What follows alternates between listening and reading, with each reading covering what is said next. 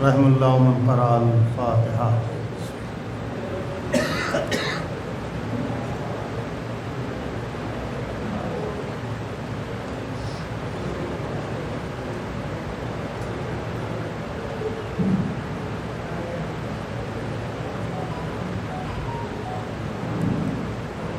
لا حول ولا قوة إلا بالله العلي العظيم۔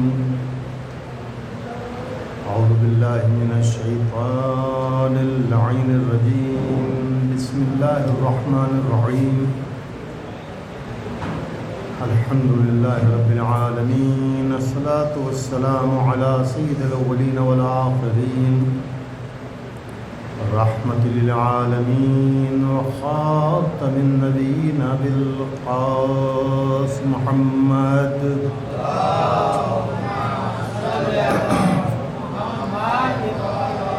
وعلى آل بيته الطيبين الطاهرين المعصومين المظلومين المنتجبين المنتخبين، ولعنة الله على أعدائهم وغاصب حقوقهم ومنكري فضائلهم ومنكري ولايتهم أجمعين من يومنا هذا إلى قيام يوم الدين، أما بعد، فقد قال الله العظيم في كتابه الكريم وكتابه المتين، وهو أصدق القائلين وقوله الحق، بسم الله الرحمن الرحيم، إن أكرمكم عند الله يتقاكم۔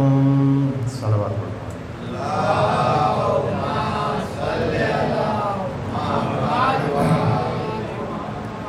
اللہ تعالیٰ اپنی لاریب اور آسمانی اور قانونی کتاب میں ارشاد فرما رہا ہے کہ تم میں وہی افراد میرے نزدیک مکرم محترم صاحبان عزت ہیں کہ جن کے پاس سب سے زیادہ تقویٰ ہے، جو اپنے آپ کو گناہوں میں آلودہ نہیں کرتے ہیں بلکہ گناہوں سے اپنے آپ کو محفوظ رکھتے ہیں، بچاتے ہیں، وہی میرے نزدیک سب سے زیادہ محترم اور باعزت ہے۔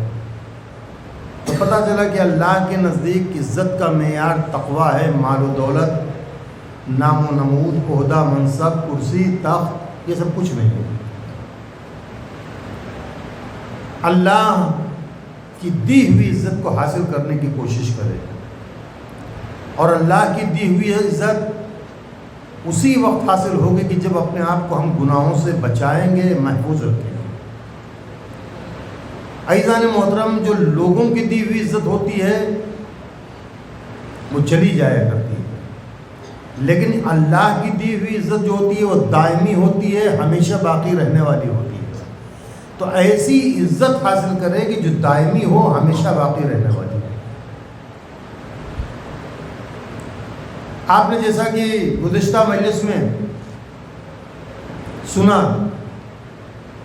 کہ لسانی محبت اور قلبی محبت، دل سے محبت اور زبان سے محبت، میں نے تھوڑا بہت عبد الرحمن ابن ملجم کے بارے میں بتانے کی کوشش کی تھی کہ زبانی اور قلبی محبت کیا ہوتی ہے، اندازہ ہو گیا ہوگا۔ آج ہم چاہتے ہیں کہ ایسی محبت کا تذکرہ کریں کہ جو زبانی کے ساتھ ساتھ قلبی محبت، جنہوں نے اپنے آپ کو اہل بیت علیہ السلام کے کردار میں ڈھال کر اہل بیت علیہ السلام کی زبان سے اور خاص کر کے رسول اللہ کی زبان سے منا اہل البیت کہلا لیا۔ جناب سلمان کی تاریخ شاید آپ حضرات نے سنی ہو کہ مولا کائنات اور جناب عقیل اور جناب حمزہ پیغمبر اسلام کے قبر اقدس کے قریب بیٹھے ہوئے تھے، اور ایک جماعت تھی جو قریش کی تھی۔ مولا کائنات نے جناب سلمان سے وہیں پر سوال کر دیا، اے سلمان، اپنے بارے میں کچھ بتاؤ، اپنے حالات بتاؤ کہ کیسے تم نے اسلام کو قبول کیا تھا۔ اس لیے کہ جناب سلمان مجوسی تھے، آگ کی پوجا کرنے والے تھے، سورج اور چاند کی پوجا کرنے والے تھے۔ آپ جانتے ہوں گے کہ جو مجوس ہوتے ہیں ان کے گھر میں مستقل آگ جلا کرتی، نہیں آگ کی پوجا کرتے ہیں۔ یہاں بھی کچھ گھر ہیں پارسیوں کے، مجھے پتا ہے کہ یہاں واڑی وغیرہ پارسیوں کی ہے، تو آپ معلوم کریں تو ان میں وہ آگ کی پوجا کرتے ہیں، سورج کی پوجا کرتے ہیں اور چاند کی پوجا کرتے ہیں۔ تو جناب سلمان مجوس تھے۔ جناب سلمان نے کہا مولا کائنات سے فرمایا کہ اگر آپ کی جگہ کوئی دوسرا یہ سوال کرتا تو ہرگز نہ بتاتا۔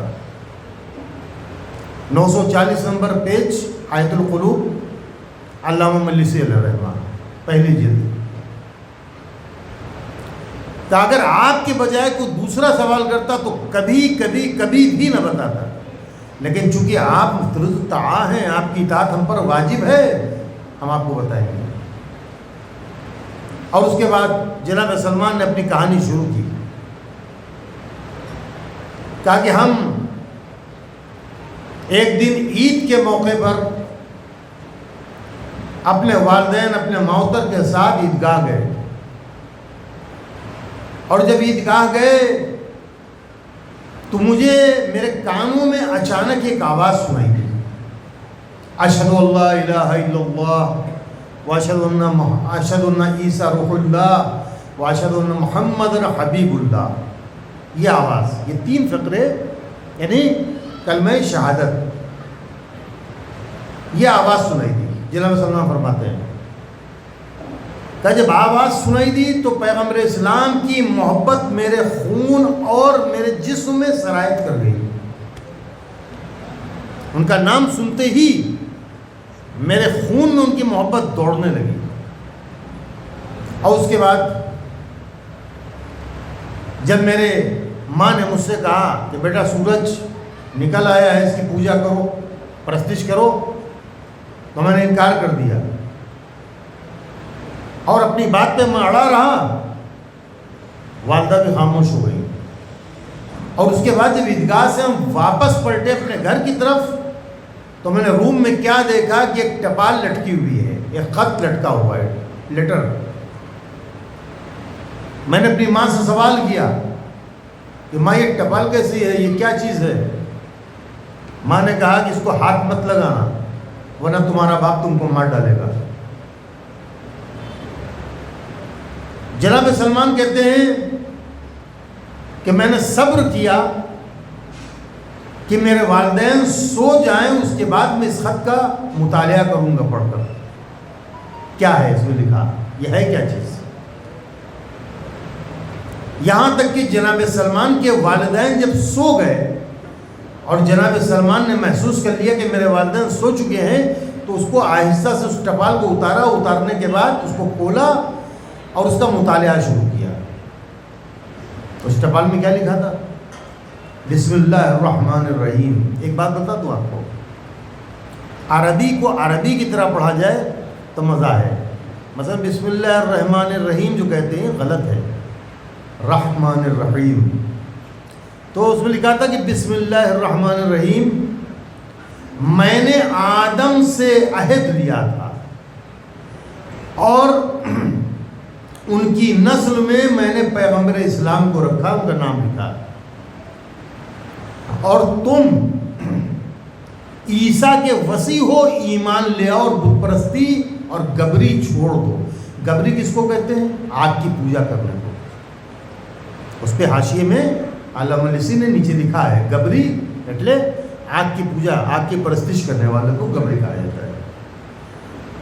کہا کہ سورج اور چاند کی پرستش اور آگ کی پوجا چھوڑ دو، گبری کو ترک کر دو، یہ لفظ لکھے ہوئے ہیں، اور تم عیسیٰ کے وصی ہو۔ وہ فرماتے ہیں کہ اسی وقت سے میرے دل میں اور زیادہ محبت پیدا ہو گئی پیغمبر اسلام کی،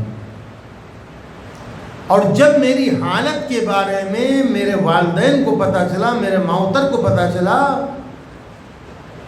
تو انہوں نے کہا کہ دیکھو تم اپنے وچار سے باز آ جاؤ، جو تمہارے وچار ہیں، خیالات ہیں، اس کو چھوڑ دو ورنہ ہم سخت سزا دیں گے۔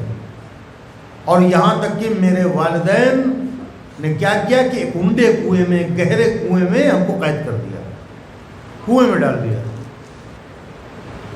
اور پورے دن میں ایک چھوٹی سی روٹی ہم کو دی جاتی تھی۔ جناب سلمان کہتے ہیں کہ پورے دن میں ہم کو ایک چھوٹی سی روٹی بڑھائی جاتی تھی، وہی ہم کھا کے اس کنویں میں رہتے تھے۔ ایک طولانی مدت ہو گئی، کافی سمے ہو گیا کنویں میں رہتے رہتے، کہ ایک دن جب میں بہت حیران ہو گیا، بہت پریشان ہو گیا، تو میں نے دعا کی کہ پالنے والے، جس کی محبت تو نے میرے دل میں پیدا کی ہے، میں اسی کا واسطہ دے کر کہتا ہوں کہ اس مشکلات سے، اس مصیبتوں سے مجھے نجات عطا فرما۔ جناب سلمان کہتے، جناب سلمان کا نام کیا تھا؟ یہ تو جناب رسول خدا نے رکھا ہے، جب آزاد کرایا ہے ایک عورت کے پاس سے، تب جناب سلمان کا نام سلمان رکھا۔ ورنہ ان کا نام تھا روزبے، روزبے ان کا نام تھا۔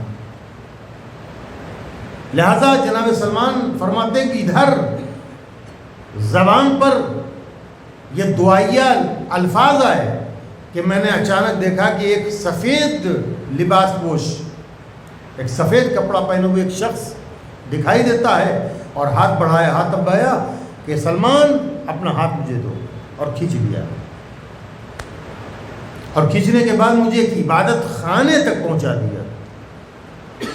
جب میں اس عبادت خانے کے قریب پہنچا جہاں ایک راہب عبادت میں مصروف تھا، تو میں نے زور سے بآواز بلند کہا، اشہد ان لا الہ الا اللہ واشہد ان عیسیٰ روح اللہ واشہد ان محمد حبیب اللہ۔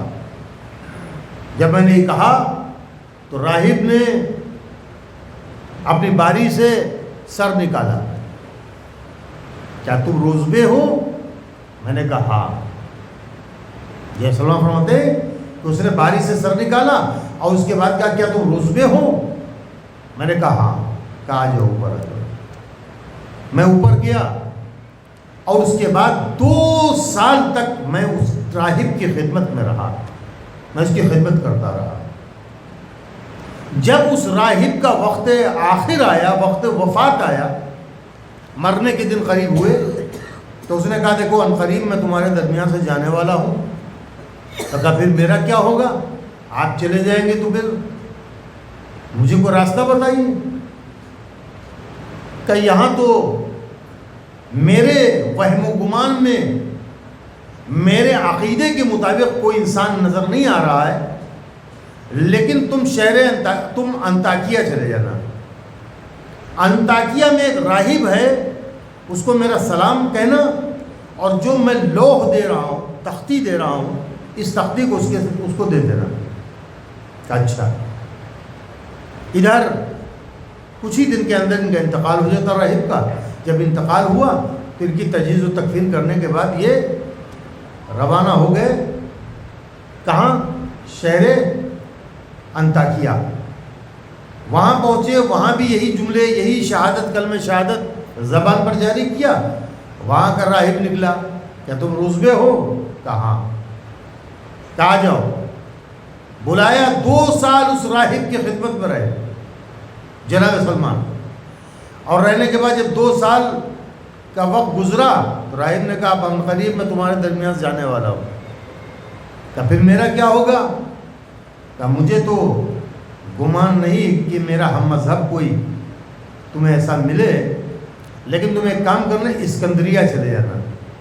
اسکندریہ ایک جگہ ہے، کہ وہاں چلے جانا، وہاں کا راہب ہے اور اس کے پاس تم رہنا۔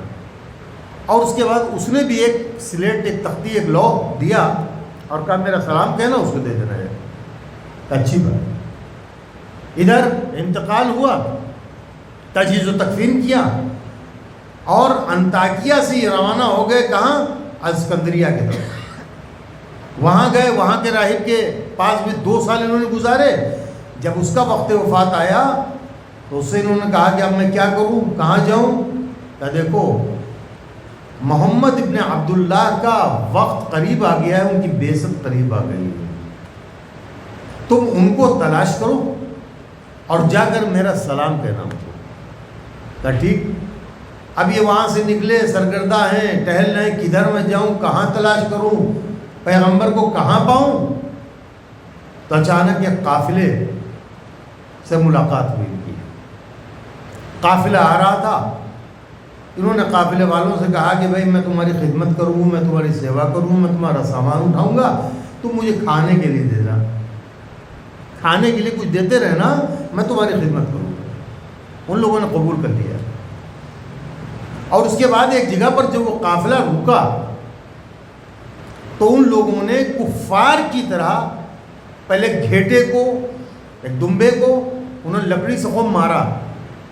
جب وہ گھیٹا یا دمبا مر گیا تو اس کا گوشت کا ایک حصہ کاٹ کر کے اس کے کباب بنائے، اس کے بعد بلائے سب کو کہ آؤ بیٹھو کھاؤ۔ جناب سلمان نے فوراً منع کر دیا کہ نہیں، میں نہیں کھا سکتا ہوں، میں راہب ہوں اور راہب گوشت نہیں کھاتے ہیں۔ ان لوگوں نے کافی پٹائی کی، کافی مارا ان کو، لیکن انہوں نے کہا کہ نہیں میں نہیں کھا سکتا ہوں۔ کیوں؟ مردار ہے، یہ جائز نہیں ہے، شرعی طور پر ذبح نہیں ہوا ہے، یہ مار مار کے اس کو مارا گیا اور اس کے بعد جو ہے اس کو کھانا تیار کر کے کہہ رہے کھاؤ۔ کہا نہیں کھائیں گے، نہیں کھایا کھانا۔ ان میں سے کچھ لوگوں نے کہا کوئی بات نہیں، ابھی شراب کا جب ٹائم آئے گا نا، اگر یہ شراب نہیں پیے گا تو اس کو ہم مار ڈالیں گے۔ کہا کہ ٹھیک۔ جب وہ موقع آیا کہ جب شراب کی مجلس برپا ہوئی، اب شراب پیش کیا جا رہا ہے سب کے سامنے، تو جناب سلمان نے فرمایا کہ ہم راہب ہیں، ہم شراب گوشت یہ سب کچھ نہیں کھا سکتے۔ بہت پٹائی ہوئی۔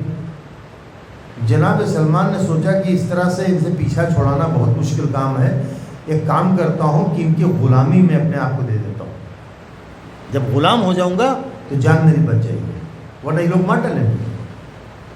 جناب سلمان نے ایک صاحب کی خوشامد کی کہ بھائی مجھے اپنی غلامی میں لے لیجئے۔ انہوں نے کہا ٹھیک ہے کوئی بات نہیں۔ انہوں نے غلامی میں لیا، اور جب قافلہ پہنچ گیا اپنی منزل پر تو ایک شہر میں لے جا کر انہوں نے 300 درہم کو ایک یہودی کو بھیج دیا۔ جناب سلمان 300 درہم میں ایک یہودی کو دے دیا۔ یہودی وہ خبیث تھا اور دشمن اسلام تھا۔ جب یہودی کے پاس یہ پہنچے تو یہودی نے ان کے بارے میں احوال پرسی کی۔ انہوں نے کہا کہ صرف میری خطا یہ ہے کہ میں محمد اور علی کا چاہنے والا ہوں۔ بس جیسے ہی سنا یہودی تو لال ہو گیا غصے سے، تب میں بھی محمد کو دشمن رکھتا ہوں اور تم کو بھی دشمن رکھتا ہوں، لہذا اس نے کافی سب و شتم کرنا شروع کر دیا، کافی سختی، اور اس کے گھر سے باہر لے کے آیا ان کو۔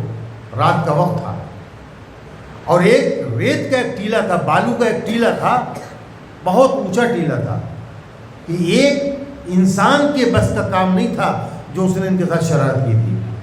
کہا کہ دیکھو یہ بالو کا ٹیلا ہے، ریت ہے، ڈھگلا ہے، اس کو صبح تک یہاں سے وہاں تمہیں پہنچانا ہوگا، اور اگر نہیں پہنچایا تو تمہیں ماریں گے۔ کہا ٹھیک ہے۔ اب یہ بیچارہ جناب سلمان اتنا بڑا ڈھگلا ہے، اکیلا انسان ہے، اور اس کے بعد یہ یہاں سے وہاں وہاں سے وہاں ڈالنے رہے، لیکن کافی وقت گزر گیا، رات کا کافی حصہ گزر گیا، لیکن وہ ڈھگلا کم ہونے کا نام ہی نہیں لے رہا۔ اب ایک مرتبہ جناب سلمان نے پھر بارگاہ معبود میں ہاتھ پھیلا دیے، پالنے والے جس کی محبت تو نے میرے دل میں پیدا کی ہے اسی کا واسطہ دے کر کہتا ہوں میری مشکل آسان کر۔ ایک مرتبہ اللہ نے ایک ایسی ہوا چلائی کہ آٹومیٹک خود وہ ڈھگلا وہ ریت اڑ کے اس مقام پر پہنچ گئی جہاں یہودی نے کہا تھا کہ یہاں تک پہنچاؤ۔ اب جب صبح ہوئی یہودی نکلا اور دیکھا اس نے کہ یہ ڈھگلا یہاں تو صاف ہو گیا۔ کہا تم جادوگر ہو، تم ساحر ہو؟ اور تمہاری وجہ سے ہمارا شہر برباد ہو جائے، تمہاری نحوست و منحوسیت سے، یہی فقرے ہیں، آپ دیکھیں اس میں کتاب میں، تمہاری منحوسیت کی وجہ سے ہمارا شہر برباد ہو جائے گا۔ لہٰذا اس یہودی نے کیا کیا کہ ایک عورت جو بہت ہی نیک تھی، اس کے ساتھ 400 یا 300 درہم میں اس کو بیچ دیا۔ وہ عورت بہت نیک تھی، اس کے پاس واڑیاں بھی کافی تھی، زمین جائیداد تھی، کافی پراپرٹی تھی۔ اس نے ایک واڑی، ایک باغ جناب سلمان کو دے دیا کہ دیکھو تم اس کی رکھوالی کرنا، دیکھ بھال کرنا، اور جو خرمے، جو فروٹس ہیں اس کے تم بھی یوز کر سکتے ہو اور دوسروں کو کھلا بھی سکتے ہو، میں اجازت دیتی ہوں، پرمیشن ہے میری طرف سے۔ جناب سلمان اس باغ میں تھے، لیکن جناب رسول خدا کی تلاش میں تھے، اور اس کے بعد ایک دن کیا دیکھا جناب سلمان نے کہ 7 افراد چلے آ رہے ہیں باغ کی طرف، اور جب وہ 7 افراد آ رہے ہیں تو ان کے سر پر ابر ہے، بادل ہے جو سایہ فگن ہے۔ سمجھ گئے؟ ایک نشانی تو یہ ہے کہ جو رسول ہوگا اس کے سر پر ابر سایہ فگن رہے گا، سایہ کیے رہے گا۔ ایک نشانی سمجھ میں آ گئی، تو ان کو سمجھ میں آ گئی کہ اس میں کوئی نہ کوئی تو رسول ہے ان 7 لوگوں میں۔ اب کون ہے، کیسے پہچانا جائے کہ رسول کون ہے؟ رسول اللہ نے حکم دیا کہ جو زمین پر گرے ہوئے فروٹس پڑے ہیں وہی تم کھانا، اپنے دوستوں کو حکم دیا، باقی توڑ کے مت کھانا۔ جناب سلمان کہتے ہیں کہ میں فوراً اپنی مالکن کے پاس دوڑ کر گیا، میں نے کہا کچھ افراد آئے ہوئے ہیں، لہٰذا 1 طبق کھجور دے دو۔ کہا نہیں 6 طبق میں دیتی ہوں۔ کہا نہیں 1 طبق، 1 تھال، طبق اتلے تھال لے کر کھجور کا آتے ہو، آنے کے بعد 1 مرتبہ سامنے رکھ دیتے، کہا یہ صدقہ ہے، تصدق ہے۔ اس میں سے 4 لوگ ہٹ گئے اور 3 لوگوں نے اس کو کھایا۔ اب یہ فائنل ہو گیا نا کہ 4 لوگوں میں کوئی ایک رسول ہے۔ صدقہ سعادت پر حرام، لیکن ایک چیز بتا دوں میں، صدقہ واجب صدقہ جو ہوتا ہے سعادت پر حرام ہوتا ہے، لیکن جو مستحب ڈیلی صدقہ نکالتے جان مال عزت آبرو کے لیے، یہ سعادت پر حرام نہیں ہے۔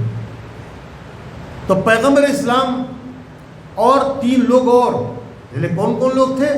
پیغمبر اسلام تھے، جناب حمزہ بن عبد المطلب تھے، جناب عقیل تھے، مولا کائنات تھے، جناب زید بن حارثہ تھے، اور ایک سوال پڑھ رہا،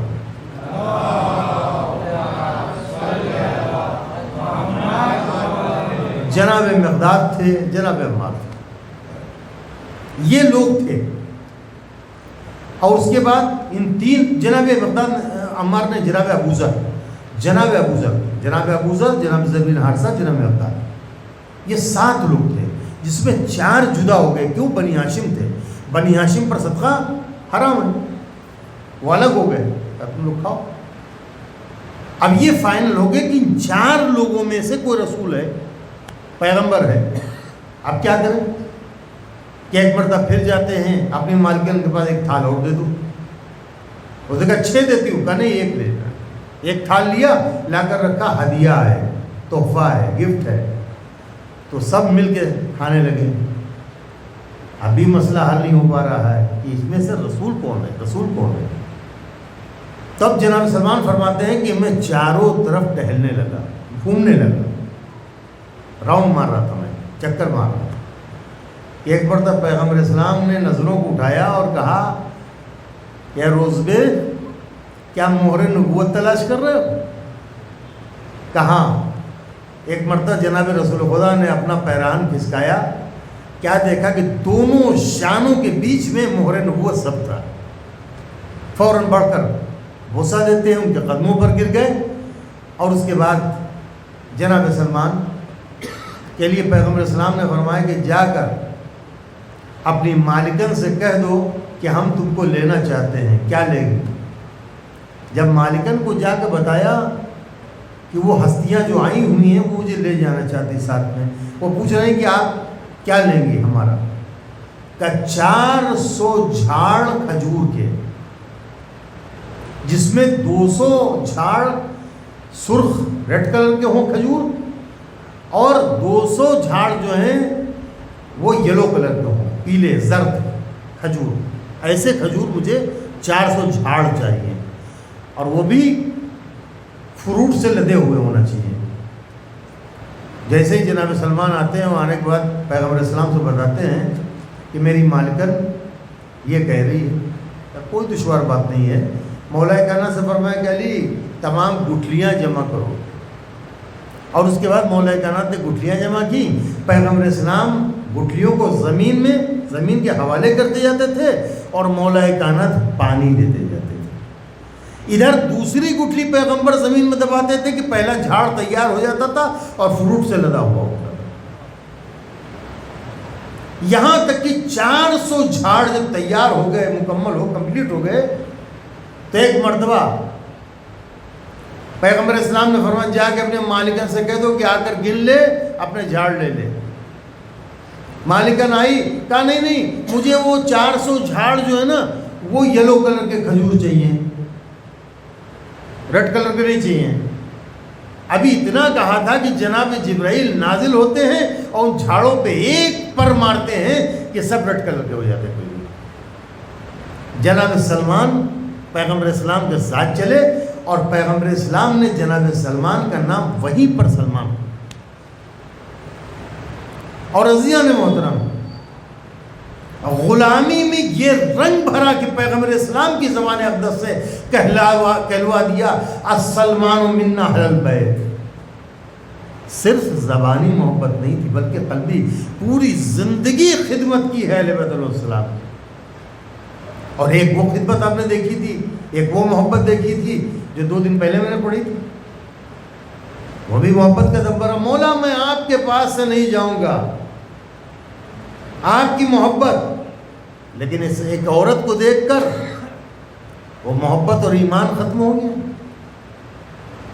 تو عزیزان محترم، جناب سلمان اس طرح سے پیغمبر اسلام کی خدمت میں آئے اور اسلام قبول کیا جائے۔ اور اس کے بعد جب جناب سلمان کو مولا کائنات کے زمانے میں جب مدائن گورنری پر جانے لگے تو اس وقت جناب سلمان رونے لگے کہ مولا میری خواہش یہ ہے کہ آپ ہی مجھے غسل و کفن دیتے۔ کیا سلمان فکر مت کرو، میں وعدہ کرتا ہوں میں تم کو غسل و کفن دوں گا۔ اور عزیزان محترم، جب سلمان اس دنیا سے تشریف لے گئے ہیں تو سلام کیا۔ مولا کائنات اپنے چاہنے والوں کے ساتھ مسجد میں بیٹھے ہوئے کہ ایک مرتبہ جواب سلام کیا، کہا چلو تیار ہو جاؤ، اور مجھے سلمان کا انتقال ہو گیا۔ سلمان نے سلام کہا ہے، میں مدائن جا رہا ہوں۔ چشم زدن میں مدائن پہنچتے مولا نے اپنے ہاتھوں سے غسل کفن کیا ہے۔ دیکھا، یہ قلبی محبت اور زبانی محبت، دونوں محبت کا نمونہ یہاں ملتا ہے۔ ہم انہی افراد کو مانتے ہیں جو رسول اور آل رسول سے قلبی اور زبانی کے ساتھ ساتھ قلبی بھی محبت رکھتے تھے۔ یہ نہیں کہ جب تک رسول رہے خاموش رہے، لیکن رسول اسلام کے جانے کے بعد مظالم کے پہاڑ ہو گئے۔ میں ان افراد کو نہیں مانتا ہوں۔ عزیزان محترم، مولا کائنات اپنی ظاہری خلافت میں ایسا نمونہ پیش کیا ہے کہ رہتی دنیا تک وہ مثال قائم رہے گی۔ مولا کائنات جس طرح سے جناب ایوب کا شیوا تھا، روزانہ ڈیلی کثرت سے محتاجوں کو کھانا کھلایا کرتے تھے،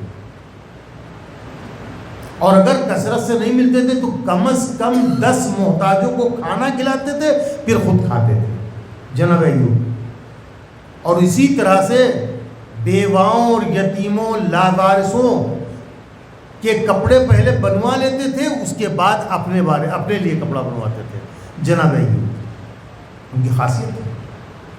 تاریخ اسلام علامہ نجم حسن کراروی پاکستان چھاپ ہے، اس میں دیکھیں مولا کائنات کیا، مولا کائنات رات میں نکلا کرتے تھے جب تک ان کو اطمینان نہیں ہو جاتا تھا کہ پوری بستی کھا پی کر سیر ہو چکی ہے تب تک مولا کائنات نہیں کھاتے تھے. اور ان کی غذا آپ سب جانتے ہیں، جو کی روٹی تھی. مولا کائنات اپنے دور حکومت میں کوفے کی گلیوں میں ہیں کہ اچانک ایک گھر کے پاس سے جب گزر ہوتا ہے تو کیا دیکھا کہ کچھ چھوٹے چھوٹے بچے ہیں، ان کے رونے کی صدا آ رہی ہے، آواز آ رہی ہے. بڑھتے ہوئے قدم رک گئے،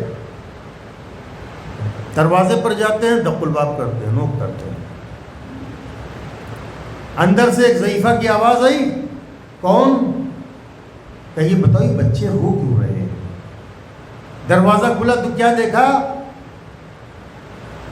کہ چولہے پر ایک تپیلی ہے چڑھی ہوئی اور بچے رو رہے ہیں. کئی یتیم بچے ہیں، اس کا باپ مر چکا ہے، ہمارے گھر میں کھانے کو نہیں ہے، یہ بھوک کی وجہ سے رو رہے ہیں. مولا کائنات تڑپ گئے، کہا دیکھو بچوں کو سونے نہ دینا، میں ابھی آ رہا ہوں.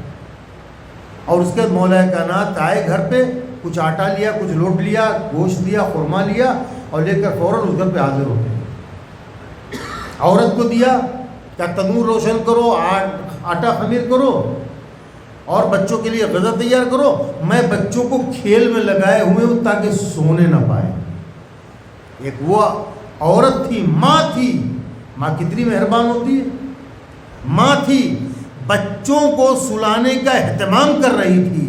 لیکن یہ کائنات کا امام ہے، خلیفۃ اللہ ہے، جو کہہ رہا ہے کہ میں بچوں کو کھیل میں لگائے ہوئے تاکہ بچے سونے نہ پائیں. یتیم بچے بھوکے سونے نہ پائیں. جب کھانا تیار ہو گیا تو مولا کائنات نے اپنے ہاتھوں سے بچوں کو کھانا کھلایا. اور عزیزان محترم، یہ تک ظاہر نہ کیا کہ میں کون ہوں، یہ تک پتہ نہ چلنے دیا کہ تمہیں کھانا کھلانے والا کون ہے، تمہاری مشکل کو دور کرنے والا کون ہے. بس اہل بیت ایسے ہی عمل کو پسند کرتے. ایک صلوات پڑھنے والوں کو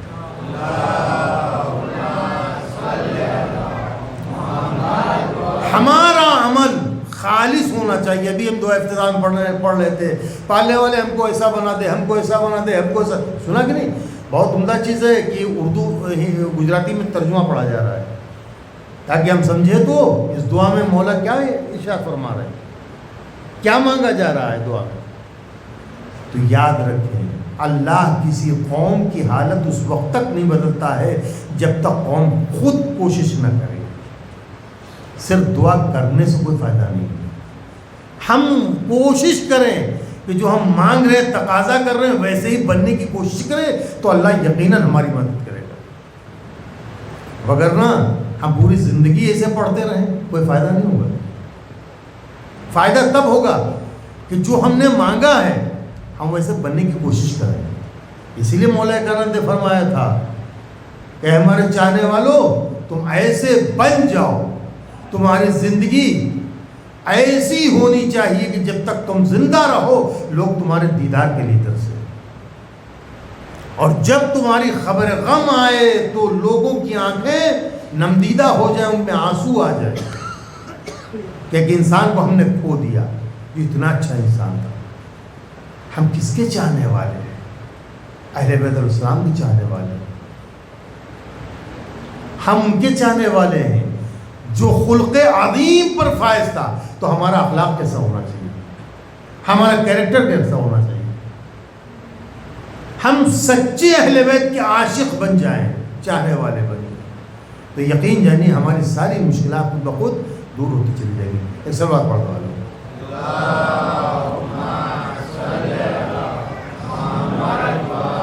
مولا کائنات بچوں کو کھانا کھلا کر نکل گئے. یہ تک نہ ظاہر ہونے دیا کہ کھلانے والا، تمہاری مشکل حل کرنے والا کون تھا. جب صبح ہوئی تو ضعیفہ اپنے پڑوس میں جاتی ہے، رات کے واقعے کا تذکرہ کیا تو ضعیفہ سے اس نے کہا، پڑوسن نے، کہ تم کو پتا ہے تمہارے گھر پر کون آیا تھا؟ وہ امیر المومنین تھے. یہ کیریکٹر تھا ہمارے امام کا، ہمارے آقا کا یہ کیریکٹر تھا. فقیر کو لے کر گھر پہ آتے ہیں، شہزادی سے سوال کیا گھر میں کھانے کو کچھ ہے؟ اکثر ان گھروں میں اس گھر میں فاقے ہوا کرتے تھے، سب کو معلوم ہے، اکثر اس گھر میں فاقے ہوا کرتے تھے۔ شہزادی سے پوچھا کھانے کو کچھ ہے؟ مہمان ہے۔ شہزادی نے فرمایا کہ زینب کے لیے تھوڑا سا کھانا بچا ہے، زینب کے لیے تھوڑا سا کھانا ہے، کہ ایک کام کرو بچی کو سلا دو، بچی کو سلا دو، مہمان آیا ہوا ہے اس کے سامنے کھانا کھانا۔ کہہ دینا اور پڑھ دینا آسان ہے، سن لینا آسان ہے، لیکن منزل عمل میں آنا بہت مشکل کام ہے۔ ہمارے ساتھ یہ مسئلہ ہو، کیا کوئی بھی اپنے بچوں کو بھوکا رکھے گا؟ دوسرے کے بچوں کی تو اتنی فکر تھی کہ کوئی یتیم بھوکا سونے نہ پائے، اور اپنی بیٹی جو چہیتی بیٹی تھی آواز دے رہے ہیں کہ زینب کو سلا دو، مہمان ہے۔ اور اس کے بعد مولا کائنات یہ فرمائش پر جناب زہرا نے وہ کھانا بڑھا دیا۔ مولا کائنات نے آہستہ سے پھونک سے چراغ خاموش کر دیا، صرف کھانا بہت تھوڑا تھا، اور اس فقیر کے اور اس مہمان کے سامنے کھانا رکھ دیا، اور اس طرح سے ظاہر کیا، منہ چلا رہے ہیں کہ جیسے لگتا ہے کہ ہم بھی ساتھ میں کھا رہے ہیں، اس لیے کوئی شرمندہ نہ ہو، مہمان شرمندہ نہ ہو۔ اور اس کے بعد یہاں تک کہ مہمان شکم سیر ہو گیا، جب اس کا پیٹ بھر گیا اور دعائیں دے کر جانے لگا۔ اب جب چراغ روشن کیا تو کھانا ویسے ہی موجود ہے، پورے گھر بھر نے وہ کھانا کھایا۔ برکت اسے کہتے ہیں، اللہ برکت عطا کرتا ہے۔ تو عزیزان محترم، مولا کائنات کا طریقہ، ان کا دستور یہ تھا، ان کی زندگی ایسی تھی۔ ایسے معصوم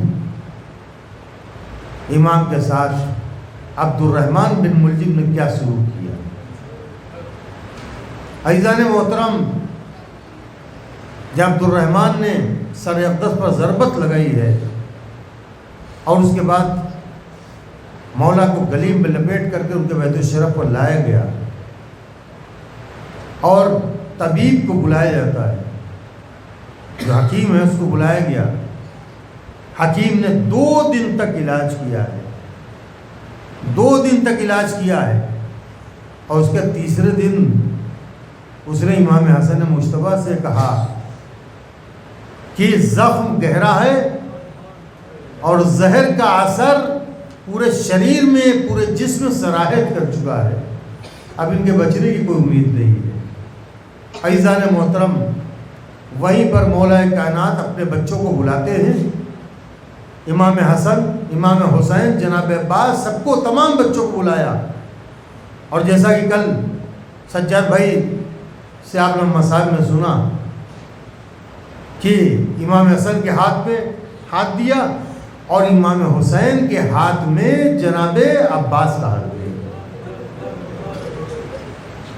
اور عزیزان محترم، جناب ام البنین کھڑی ہوئی منظر دیکھ رہی تھی، ان کی آنکھوں میں آنسو، اور جیسے جناب ام البنین کی آنکھوں میں مولا کائنات نے آنسو دیکھے، ایک مرتبہ کہا اے ام البنین، یہ عباس ہوگا، اس لیے کربلا میں تو نہ ہوں گا، لیکن میری طرف سے میرے بیٹے حسین کی مدد یہ عباس کرے گا۔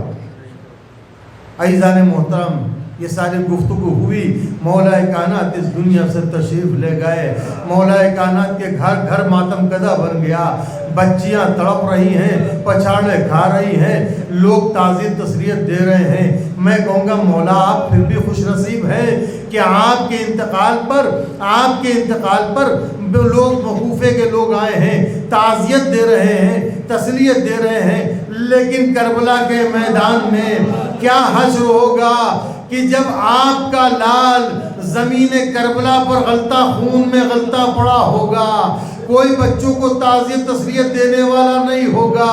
عزیزان محترم، یہاں تک کہ آپ کا جنازہ شان سے اٹھا دو، لیکن آپ کے بیٹے کا جنازہ کو اٹھانے والا نہیں ہوگا۔